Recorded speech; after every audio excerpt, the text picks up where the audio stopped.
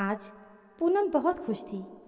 उसकी देवरानी ने खुशखबरी जो सुना दी थी कि वो माँ बनने वाली है, जिसके कारण घर के सभी लोग बहुत खुश थे। लेकिन पूनम की सास सुमन जी पूनम को ताना देने से कभी नहीं चूकती थी, क्योंकि पूनम की शादी को 8 साल हो चुके थे और वो अभी तक माँ नहीं बन पाई थी।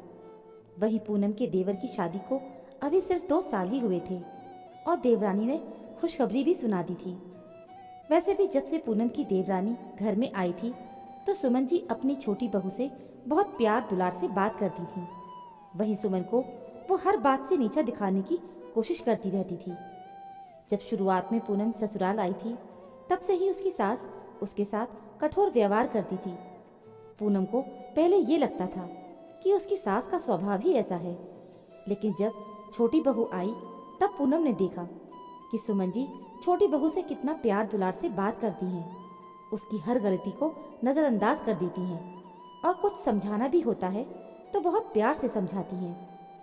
ये सब देखकर पूनम की आंखों से आंसू बहने लगते थे। सुमन जी पूनम को नापसंद करती थी क्योंकि वो ज़्यादा दान दहेज लेकर नहीं आई थी। वहीं छोटी बहू खूब सारा दहेज लेकर आई थी, इसलिए वो आते ही उनकी चहेती बहू बन गई थी। घर के सारे काम पहले की तरह पूनम ही किया करती थी। घर के काम करने में उसे कोई परेशानी नहीं थी, लेकिन जरा सी गलती होने पर सुमन जी उस पर हाथ उठा दिया करती थी। पूनम ने शुरुआत में ही अपने साथ हो रहे दुर्व्यवहार के बारे में अपने पति विकास को सब कुछ बता दिया था। विकास अपनी माँ को समझाता भी था, लेकिन इस बात से सुमन जी को और भी ज्यादा गुस्सा आ जाता था और वो सोचती थी कि कल की आई लड़की के लिए विकास अपनी माँ से बहस करने के लिए आ जाता है।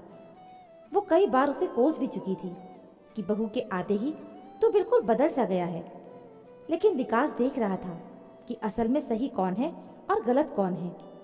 9 महीने के बाद पूनम की देवरानी ने एक बेटे को जन्म दिया और उसके बाद तो घर में उसका मान सम्मान और भी ज्यादा बढ़ गया था।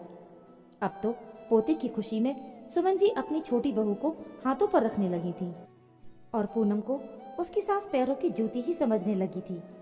अब पूनम से ये सब और सहन नहीं हो रहा था। उसने रोते रोते कई बार विकास से ये सारी बातें भी कही थी, लेकिन वो भी कम शब्दों में बस अपनी माँ को समझाने की कोशिश ही कर सकता था। इसके अलावा वो कोई कठोर कदम नहीं उठा सकता था। ऐसे ही एक दिन पूनम आंगन में बैठकर गेहूं साफ कर रही थी कि उसकी सास उसे सुनाते हुए कहने लगी, हे भगवान, जो बहुएं अपने पति को अपनी माँ से दूर करने की कोशिश करती हैं वो बहुत पापी होती हैं। यह सुनकर पूनम के कान खड़े हो गए। वो हैरानी से सास की ओर देखने लगी तो सास कड़वाहट से बोली, बुरे लोगों की उम्र ही ज्यादा लंबी होती है। काश कि इस मनहूस बहू को कुछ हो जाए तो मैं विकास की दूसरी शादी करवा देती। पूनम की आंखें आंसुओं से लबालब भर गई थीं। तभी उसकी सास उठकर वहां से जाने लगी और उन्होंने गुस्से में पूनम की जोर से धक्का दिया और पूनम जोर से गिर पड़ी। उसका सिर सीमेंट के चबूतरे के कोने से जा टकराया और उसके माथे से खून बहने लगा। उसी समय विकास दौड़ते हुए घर के अंदर आया। अचानक से बेटे को सामने देखकर सुमन जी सकपका सी गई। जब उन्होंने बहू की ओर देखा तो उनकी चीख ही निकल गई, क्योंकि आंगन में खून ही खून बिखरा हुआ था।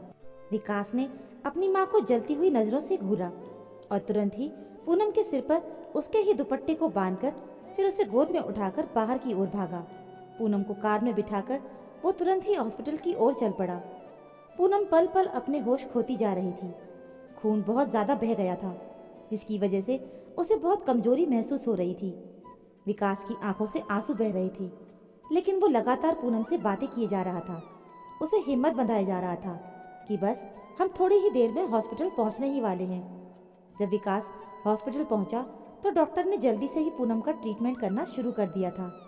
2 घंटे के बाद डॉक्टर ने आकर विकास को बताया कि उनके माथे पर गहरी चोट आने के कारण माथे पर 4 टाँके लगाने पड़े हैं। उन्हें सप्ताह भर हॉस्पिटल में रहना होगा। विकास घबराते हुए पूछ बैठा, डॉक्टर, कोई खतरे वाली बात तो नहीं है ना? मेरी पूनम ठीक तो हो जाएगी ना? डॉक्टर ने हल्के से मुस्कुराते हुए कहा, आप चिंता बिल्कुल मत करिए, ये खतरे से बाहर हैं।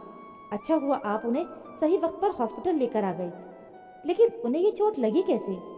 अब विकास क्या कहता? उसने झूठ बोल दिया कि वो सीढ़ियों से गिर गई थी, लेकिन मन ही मन उसे अपनी माँ पर बहुत गुस्सा आ रहा था। उसकी माँ ने अभी तक एक फ़ोन करके बहू का हालचाल लेने की कोशिश भी नहीं की थी। अब उसे बहुत रोना आ रहा था और वो सोच रहा था कि ये कैसे अपने हैं जो अपनों का खून बहते हुए देखकर भी उन्हें जरा भी दया नहीं आती। वो हर उस पल को याद करने लगा जब वो अपनी पत्नी का पक्ष लेकर मजबूती के साथ खड़ा भी नहीं हो पाया। वो हमेशा हल्के शब्दों में अपनी माँ की गलत बातों का विरोध करने की कोशिश करता था, लेकिन कभी उसकी माँ ने ये नहीं कहा कि उन्हें अपनी गलती का एहसास है, बल्कि उसके द्वारा समझाए जाने पर भी वो अगली बार पूनम को और भी ज्यादा कोसती थी, उस पर हाथ भी उठा दिया करती थी। उस समय विकास उनकी हरकतों को नजरअंदाज कर देता था, लेकिन यही गलती आज पूनम की जान भी ले सकती थी। वो ये सोचकर सिहर उठा कि अगर सचमुच पूनम को कुछ हो जाता तो वो खुद को कैसे माफ कर पाता। एक बेटे के किरदार में फिट बैठने के लिए वो एक पति के किरदार से नाइंसाफी कर रहा था, लेकिन आज उसने फैसला कर लिया था कि अब उसे अपनी पत्नी की जिंदगी के लिए कोई कठोर फैसला लेना ही होगा। काफी देर तक सोचने के बाद उसने अपने दोस्त अमन को फोन लगाया और बोला कि मेरे लिए तो कहीं किराए के फ्लैट का इंतजाम कर दे यार, अब मुझसे ये रोज रोज की किचकिच बर्दाश्त नहीं होती। कहते हुए उसका गला भर आया। उसके दोस्त अमन को भी पता था कि उसके साथ क्या हो रहा है, इसलिए उसने ज़्यादा सवाल जवाब नहीं किया और कहा कि मैं जल्दी ही तेरे लिए किराए के मकान का इंतज़ाम कर देता हूँ। तू बिल्कुल भी चिंता मत कर। मुझे खुशी है कि तूने सही फैसला लेते हुए केवल खून के रिश्तों को नहीं देखा, बल्कि सही और गलत को अंतर को समझा है। इतना कहकर उसने फ़ोन रख दिया। जब पूनम को होश आया तो विकास उसके पास गया और उससे माफ़ी मांगते हुए कहने लगा, मुझे माफ़ कर देना, आज तुम्हारी ये दशा मेरी वजह से ही हुई है। अगर समय रहते मैंने तुम्हारी बातों की गंभीरता को समझा होता और कोई उचित फैसला ले लिया होता तो शायद आज तुम्हारे साथ माँ ऐसा बिल्कुल भी नहीं कर पाती।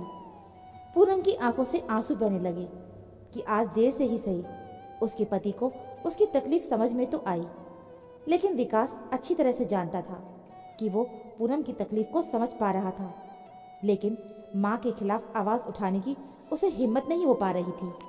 मगर आज पूनम को इस हालत में देखकर वो कांप उठा था और इसलिए वो कठोर फैसला ले पाया था। हालांकि ये फैसला लेने में उसे दर्द तो बहुत हो रहा था, लेकिन जब अपने ही ऐसी हरकत करने लगते हैं तो फिर दर्द सहन करके भी कठोर फैसले लेने पड़ जाते हैं। एक सप्ताह के बाद जब पूनम हॉस्पिटल से बाहर निकली तो विकास ने उसे कार में बिठाया और कार ड्राइव करने लगा।